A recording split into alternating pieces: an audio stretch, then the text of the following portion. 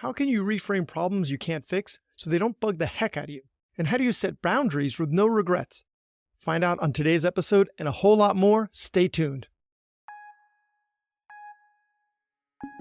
Hey, this is Brad Block, host of The Physician's Guide to Doctoring. This is a personal and professional development podcast for physicians where we have experts on the show that try to teach us everything we should have been learning while we were memorizing Krebs cycle.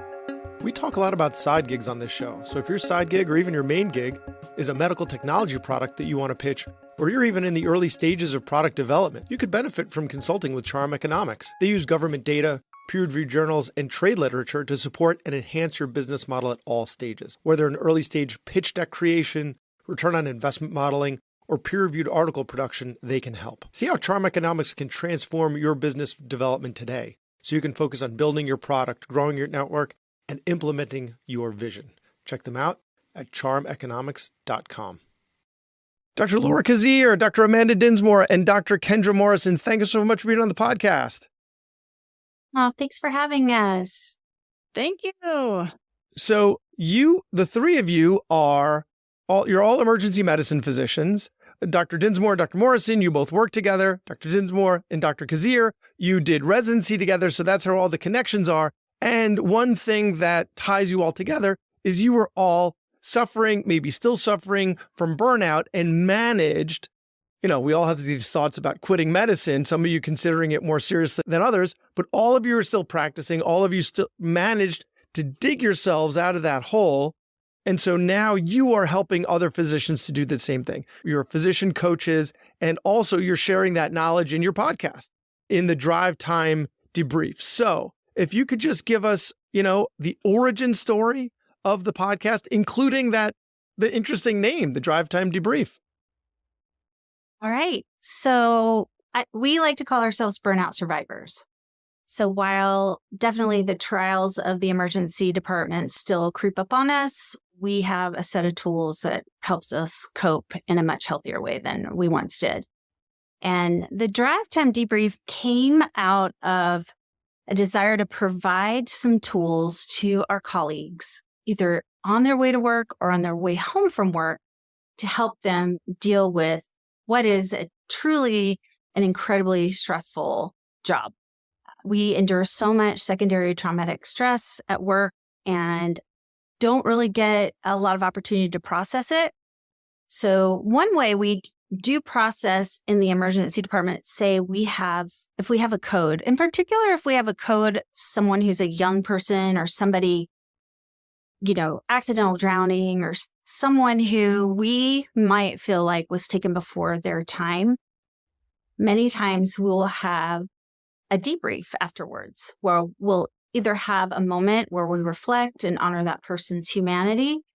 And then we can look at how the code went, what we loved that we did, what we would do differently the next time. And so that is what our podcast offers, is some tools to help us process the things that happen to us, not just at work, but just in life, and that have happened to us during our training, and help us to approach the practice of medicine, in particular emergency medicine, from a healthier and hopefully happier space. Well, I think a lot of the trials that you all experience in emergency medicine apply to a lot of us. I mean, the acuity, the volume, the stress of the patients, the complaints of the patients, right? Like the fact that you're addressing a lot of society's problems embodied by the patients themselves that we can't fix, right?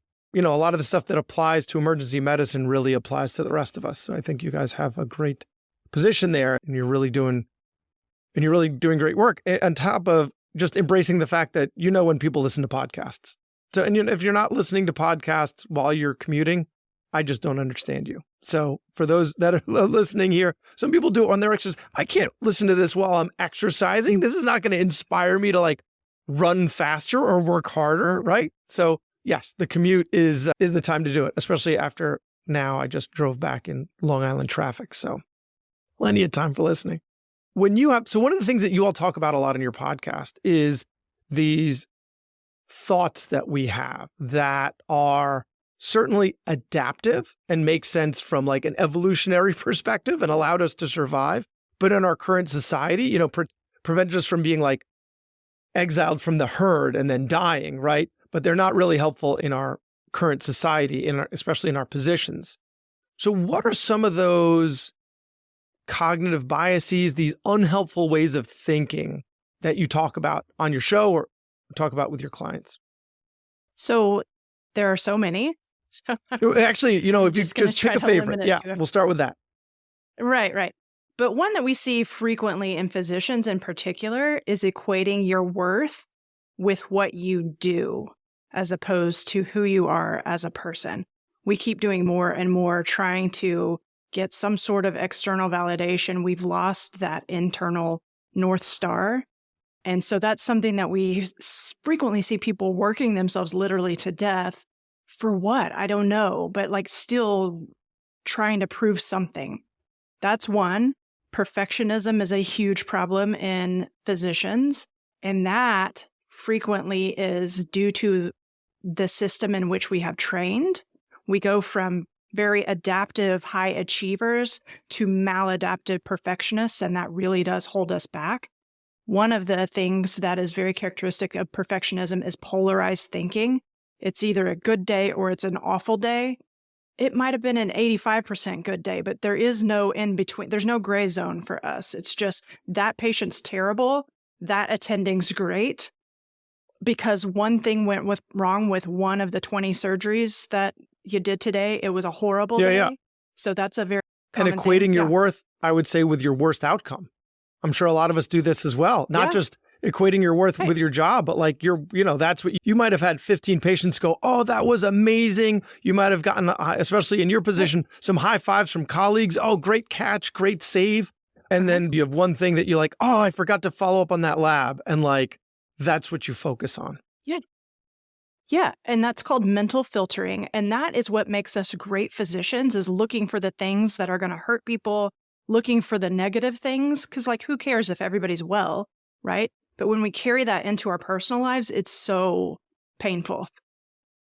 We're just missing out on all of the good things that really do exist and giving ourselves zero credit for it. Another one is future. We call it future tripping. That's a coach speak sort of term. It's like when you are dreading your shift or dreading your call, you're not at work yet, and yet you're pre-living the awfulness. And that's something that was huge for me. I would have full-on physiologic symptoms driving into work. I wasn't even there yet. But yet I would have told you back in the day that work was ruining my life. But I wasn't even at work, and I was choosing to think about it and was ruining my own life. So that's one. Another very common one is control fallacies, of which there are two. Internal control fallacy is where you're responsible for everything. It's your fault that patient died. Never mention, it never crosses your mind. You have nothing to do with staffing shortages, the fact that the patient waited too long to get there, the fact that you didn't create the disease in the first place. That's internal control fallacy, where somehow you're totally responsible for all of the bad things that happen. Then on the flip side is external control fallacy, where you have no control of anything over your life. You are just the victim of whatever admin says, or you are just, at the mercy of, you're somehow control of everything bad thing that happens, but yet you have zero control over your own life. So that's just a few things that we see frequently in our clients. So a lot of that sounds like stuff that I've worked on in therapy. And so something that I have some questions about would be like, where does then coaching end and therapy begin? Because there seems to be some overlap there. Yeah, there is quite a bit of overlap, but some things that would be completely inappropriate for coaching are like if you're in an abusive situation, if you are not able to do your activities of daily living, you're so depressed that you can't get off the couch. If there is a trauma that needs to be worked out, we don't go to the past. We're like, okay, all these things happened, and now what do you want to do with them? So if there's something that truly needs to be processed from your past, that would be a mental health professional. If you're suicidal, of course, that is not you need to be calling the physician helpline. We are Whereas therapy frequently gets you from non-functioning to functioning, coaching specifically is future focused, getting you from where you are now to better, going from 0 to 10. Whereas a lot of therapy is going from -10 to 0. Does that make sense? And we don't need to know anything that happened to you. So all of this stuff happened to you in your childhood. Great. Okay. Now what? Where do you want to go from here? Well, with my personal experience with therapy, that's all it was, my unhelpful ways of thinking about situations, right? I was like, could you just blame everything on my mom? That would be so great. If you could just do that and absolve me of responsibility. And he was like, no. Now that you've acknowledged that this is a problem, if you don't work on it, this is your responsibility. Right. So it was my unhealthy, unhelpful ways of thinking about different situations. If I do this, then this person should do that. That were the problem. So we were doing a lot of the stuff that you guys work on, but I would argue that you guys, in some ways, get it more because you're there. Nobody gets physicians like physicians. Right. And I'm not telling people that they shouldn't go through it because it was extremely helpful for me. And I would encourage anyone to pursue it. I think it's one of those things like exercise, sleep, eat well, and get therapy. But coaching is heavily based in positive psychology and cognitive behavioral therapy. That is what one of our very first clients was a psychiatrist, or she is a psychiatrist. I shouldn't say was, but she said the way that, and I was like, what are you doing here? She's like, there's something about the way that you guys are presenting the CBT that is so accessible for daily use. It's not this big, long process. It's a very teachable, very usable way. So she was calling it CBT light, just like a lighter version of it. Got it. Okay. So another thing that you guys talk about is boundaries, right? And that's something that I've personally have kind of flip-flop around, because at one point I was like, okay, fine, add that patient on. Okay, I'll see more patients. Okay, I'll open up more hours. Okay. And then I went completely in the other direction. And I'm like, they're taking advantage of me. I need to set boundaries. And I was like, no add-ons. I'm not taking it anymore. And I don't care. And so then I've kind of found a middle ground now that kind of works for me. But that was a lot of trial and error. But give us your spiel for physicians and setting boundaries in at least in the workplace. Yes. So boundaries are really important, especially for physicians to learn about, because during our training, essentially we had no boundaries.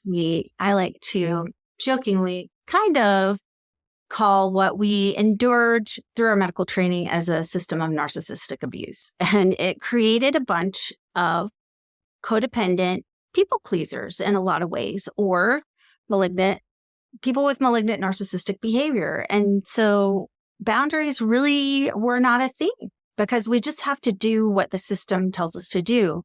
But what boundaries do for us is help us create a space where we can ponder who we are, what our core values are, and make sure that the things that we are doing, where we're spending our energy and resources, are in alignment with what our core values are. So it's kind of like a fence around your home.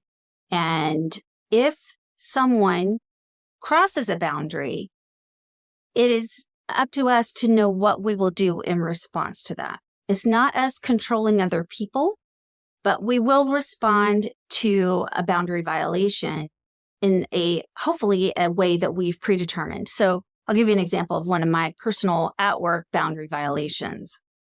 This doesn't really happen anymore because I've held my boundary nicely over the years.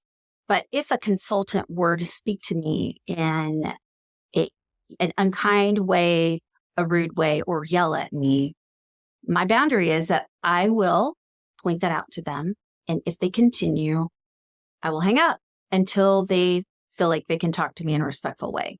And because I've held that boundary for years now, it doesn't happen very often at all. So that's one example. It's not me controlling them. I'm not controlling that other person, but I am well informed about what I'm going to do in response to other people's behavior. And this is so essential for us because we give so much and we are at risk being naturally, we're in a helping profession. It is natural for us to kind of over help and over give to the point where we become burnout or depleted, exhausted, overwhelmed, any of those. So as we maintain healthy boundaries, we keep our own cup full and are able to pour from an overflowing cup to help other people. We're still helping. We're still being amazing pro-social human beings.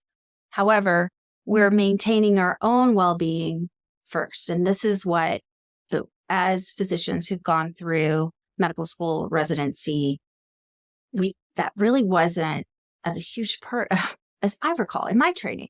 There wasn't a whole lot of, hey, are you taking care of yourself? More, how are you taking care of the other people? So boundaries just really help us to stay healthy and help us to enjoy our careers and life just according to our core values and just feel better about the whole situation. So a verbally abusive consultant is a pretty clearly defined red line, right? Like, I'm not tolerating, I'm an adult. I'm not professional. I'm not getting yelled at by another adult. Like, goodbye, right? So that's a pretty clear red line to draw. But there's a lot surprisingly, a lot of people don't even hold that line. Yeah, no. And that because we're not trained to. Like, you're gonna have to, I need you to call this consult. By the way, you're gonna eat some crow in doing it. Like, that's part of our training. But there, with regard to the gray zone, I think sometimes where we have trouble even deciding where that boundary is, like, are we preserving our own mental health or are we really just being selfish, right? Like, I want to go home early. Yeah, I always want to go home early, right? I'm not taking any extra work. Like, you might have these two, in your departments, you might have two individuals, one who's like, oh yeah, no, sure, I'll take some extra patients. Yeah, I'll still a little. Yeah, I see you guys are getting slammed. I'll stay a little later so things are tidied up. And you'll have some people who are like, peace out. I'm gone. Good luck. Right? So the person who's saying peace out might be like, I got my boundaries. I'm just preserving my own mental health. And you're like, no, you're a dick. So, like, how do we, I don't want to be a jerk, but I also don't want to be the mat that gets walked all over. Sorry, I couldn't remember the word for that. So how do we know where that line is? Well, one thing that we teach our clients is that we really need to not worry so much about what other people think. We need to identify our core values. So I can go ahead and be a dick. And peace out. If that's what you want, if that is, if that's what you want, yeah, you get to be whoever you want to be, if that's in alignment with your core values. Okay. For me, that would not be in alignment with my core values. And for a lot of people in medicines, and in particular in the emergency department, one of our core values is teamwork. And sure, so I'll give you another example of one of my work boundaries. My work boundary is that I'm going to leave within 30 minutes of the end of my shift with all my charts done. That is one of my boundaries that I'm going to hold. However, I also have exceptions. Last night, I had a child abuse case I was dealing with. And one of my other core values is to not overcomplicate my partner's evening shift if possible. So if I can wrap things up, then I will. If it's something simple like, hey, can you just check this urine on this patient? Fine. I personally prefer not to pull another physician into a complicated abuse situation. So I did stay an hour after last night, but I felt good about doing that. I felt like it was in alignment. I did not feel a drain on my energy or soul other than just like, of course, dealing with an abuse situation is always horrible, but I definitely felt good about the way I handled myself in that situation. So identifying where we can be a little flexible, as long as we are not feeling the life being sucked out of us, that's reasonable, where we can open the gate to our fence around us. We can open the gate and make a small, make an exception. But the problem lies where we have made a lifestyle of making exceptions and allowing people to kind of tell us what to do with our lives rather us defining that ourselves. So what we need to do is just pay attention to our energy, pay attention to if we feel like our souls are being sucked out of us because of accommodations we're making. That's a red flag. That's a time to step back and say, hey, what do I really want my boundary to be? What would be a reasonable exception that is not going to happen every day, that I can still feel good, that I am holding my boundary and keeping myself healthy.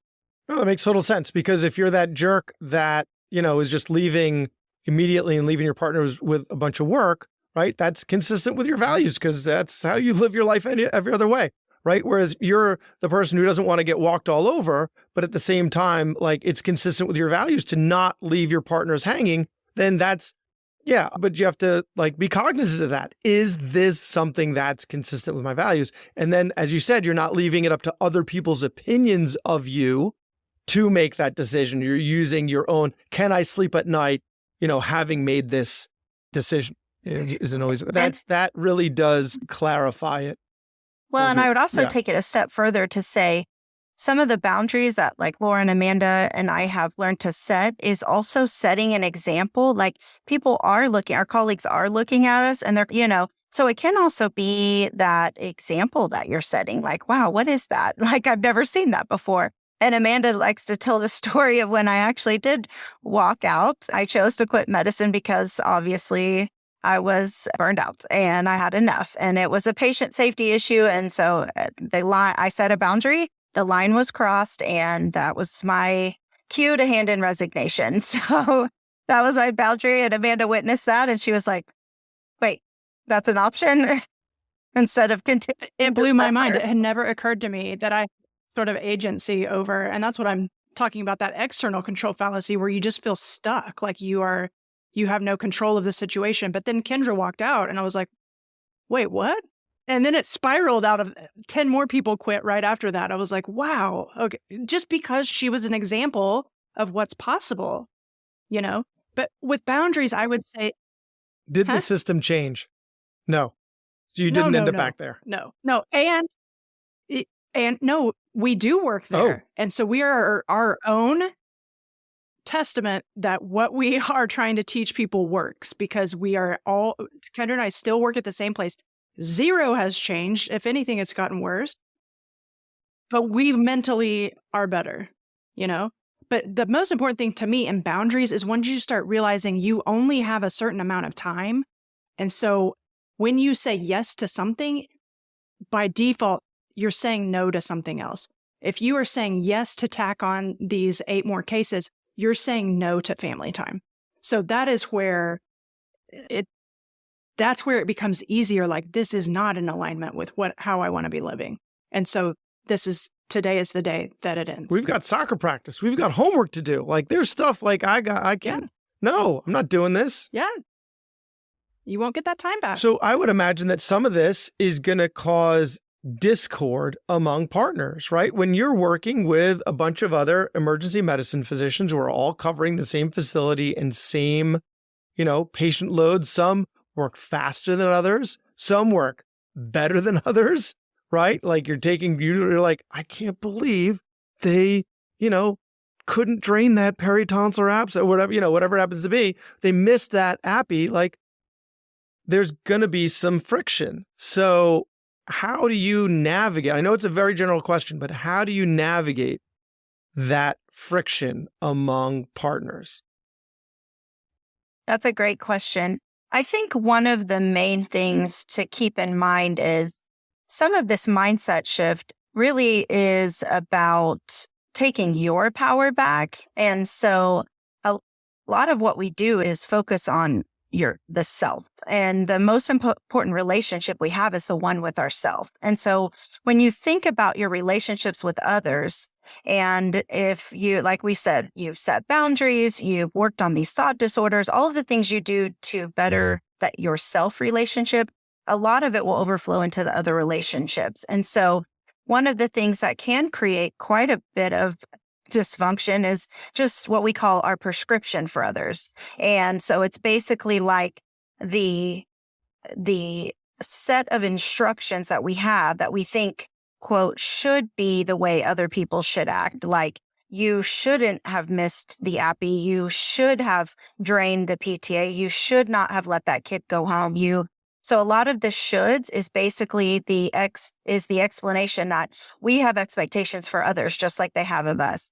And so when you realize that actually the only decisions or only person you're in control of is you, and that person's going to make their own decisions based on the evidence they have in their own brains of what should happen. And once you know that, you can continue to kind of seek the situation from a perspective of curiosity. And so we say, how could we remain curious and not furious? That's one of the things that really comes to, I have to remind myself all the time, actually. I'm like, this is funny that this is how it's. Kendra's a medical director. This is funny how this is going down like this. I wonder why it's going down like this. Instead of just jumping to judgment, which is very easy. Our brains, we like to talk about our primitive brain and the fact that it used to keep us safe. We would run from things that were trying to kill us. We would only come out of the cave when we knew it was safe. And we sought pleasure. That's the thing that the primitive brain wants to do. So when we have moved into more higher functioning, that nice developed prefrontal cortex, we actually get to choose now. When we have these signals that come in, we get to choose how we react. And so I challenge sometimes my brain when it does want to jump to judgment, because that seems easy and fast. And I'm like, maybe I can take a step back and think about, I wonder where this person was coming from. Also, when it's happening to me, as far as when someone is coming at me, they haven't quite had the pause or the thinking that they should be curious instead of furious, and it's coming at me, I realize that actually I also get to choose if this person gets to upset me. And so if anything that we would be able to the message that could be just, the home run, the delivery here is that no one really can accept you unless you let them. And so that's also a choice. So just like you can decide not to be furious with someone for a decision they made, you can also decide that, I'm not going to let this get to me, or I'm going to choose to stay neutral here and just kind of let it go. So sometimes it takes staying curious. Sometimes it's just giving the person the benefit of the doubt, like just like you are tired after your third night shift in a row and you weren't able to spend time with your family and all the things that kind of could make you bitter and resentful, that person may also be coming from those same shoes. And they may not have been able to see their family or get enough sleep or blah, blah, blah, blah, blah. So that's kind of how we do that. Once we realize that we actually do have a prescription for other people, and once we can realize that, those expectations probably aren't deep-seated in anything worthwhile, and they're also going to have the same expectations for us, we can choose a different way. And does that work? Because you're the medical director, right? So I would imagine there's a lot of conflict between physicians or physicians and staff that you have to get between. And so there's coming at it with curiosity, but then they're not curious about when it's not between you and them, but between them and someone else. How do you intervene? Is it the same kind of Ted Lasso, that I remember that scene, I don't know if y'all watch it, but where he's throwing darts. And if you knew that, if you had been curious and asked, you would know that I did this with my dad every Sunday after the baseball. So, is that how you solve that interpersonal conflict as well? I think there is an element of that, but I think also it comes from just the expectation. So that person had an expectation of that person and vice versa. And maybe those weren't clearly communicated.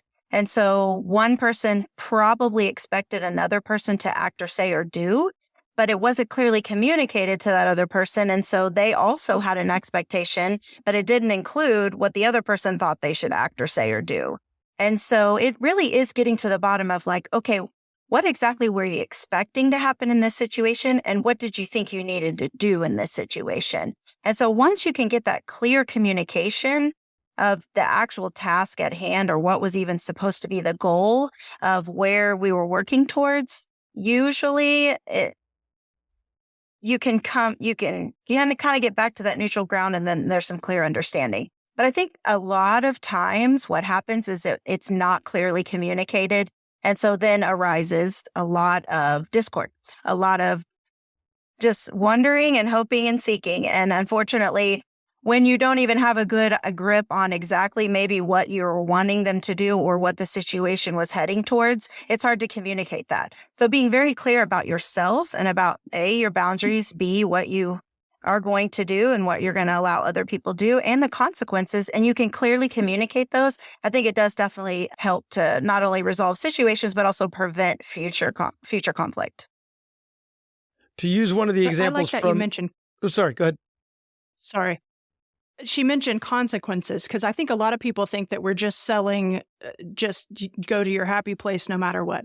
As long as there's clearly communicated consequences, then it's not personal. The person crossed the line, and so then they either get let go or whatever the consequence is.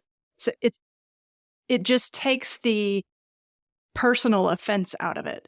Like, these are just facts. It's just science. You did the thing, and this is the consequence. Got it. I could see that. We're not working with something specific. Like from one of your episodes, there was like a urinalysis that took 4 hours to come back. This is what you were talking about. And your expectation was that it would take fewer than 4 hours for it to come back. But in some situations, when it's interpersonal, it's like, my expectation was that you would be able to do this. You would be able to, handle seeing 4 patients in X amount of time. And well, your expectation is unrealistic. Well, it shouldn't be, and you're just going to have to get them to a place where they can agree to disagree. But this is what's happening. And being the medical director, I guess that's where you set this boundary. Your expectations are unrealistic. You're going to have to change that. You are going to have to, pick up the pace a little bit. Not a lot. You can you make those decisions. You don't let the people that are yelling at each other make those decisions about expectations and boundaries. In fairness, there is a slight difference in a couple of different relationships regarding expectations and boundaries. And those would be like an employer-employee relationship, parent-child relationship. There's a little bit of difference. What we focus on mostly with our clients is just drama that we create in our mind because we think people we have no authority over should be doing things differently than they do. I've definitely done that. I had drama in my head whenever I run behind, this was actually pre-therapy and not post-therapy, that the 5 people in the waiting room were getting furious about having to wait so long to see me and were ready to throw down and bite my head off when they got into the room. And I would come in, fists clenched, ready to argue back. And they would be like, oh, no problem. Oh, no, I get it. Yeah, I saw how busy it was. Yeah, I saw that you had a patient come in with blood pouring out of their face like a faucet. Yeah, no. And 90 times out of 100, they would be totally cool with it. And yet I played that in my head and it just amped me up for no reason. So you had the expectation that because there were many people in the waiting room, although you didn't have evidence that it happened very often, your brain offered that up right away. And that's what happens, is it's going to offer up the easiest thing first because, like I said, it wants to conserve energy. It doesn't want to seek out evidence for the latter. It's easier to offer up that you see 5 patients in the waiting room, and you're behind, therefore it's going to roll. We are going to roll. And that's just the easiest thing. And until you're intentional about choosing a different thought about that, it's just going to keep playing out. And it takes work and it does take intentionality. But doing just that little bit of work, can you see? You felt your fists clench, you felt tension, whatever it felt like in your body, until you found more evidence of the latter, 90 out of 100 didn't say anything. They were very graceful and very forgiving. And then you're like, oh, okay, maybe this doesn't always have to be this way. So that's kind of how our classic example. Yeah. Classic example in the ER is when patients check into the waiting room that we feel they're not an emergency. They shouldn't be here. And we will get so worked up and it accomplishes nothing. It's an adult. They can check in if they want to, whatever. But me getting absolutely furious over it didn't speed things up, didn't make the person not check in, didn't help me. It only made me worse. So that sort of realization is the things that are so helpful in our careers now. That happens with us. I'm a specialist and they're coming to me with what is obviously a cold. Like, it's a cold. And then you gotta, but they don't know. They don't because allergies can turn into a cold, right? Like, they have some of these fallacies that you just have to untangle. Like, maybe they should be teaching that in high school health class. Maybe they did, but like, what's the point of getting mad? You're in a position to teach them, use it, teach them, and then maybe they won't utilize the emergency department or specialty care or even go to the doctor, next time. They'll just be able to handle it themselves. Well said. Well, this has really been great. So Dr. Laura Cazier, Dr. Amanda Dinsmore, Dr. Kendra Morrison of the Drive Time Debrief, thank you so much for your time. So where can our listeners find you online? So our website is www.thewholephysician.com if you want to go to our website. But you can also check out the podcast, The Drive Time Debrief with the Whole Physician. It's on Google, Apple, Spotify, all the usuals. And we'd love to see you. All right. Thank you so much. Thanks for listening. I have a favor to ask. You listened to the episode until the end, which means you either fell asleep or you really liked the episode. So please share it or like it or comment on a social media post or write us a 5-star review. Something. It would really help me out. And maybe what you learned from this episode can help someone else too. The views expressed in this episode are those of the interviewer and interviewee and don't represent the views of their employer or even their significant other. Even though the magic of podcasting make it sound like I'm talking directly to you. This is not a doctor-patient relationship, and this is not medical advice, or financial advice, or really any advice. Thanks again for listening to The Physician's Guide to Doctoring.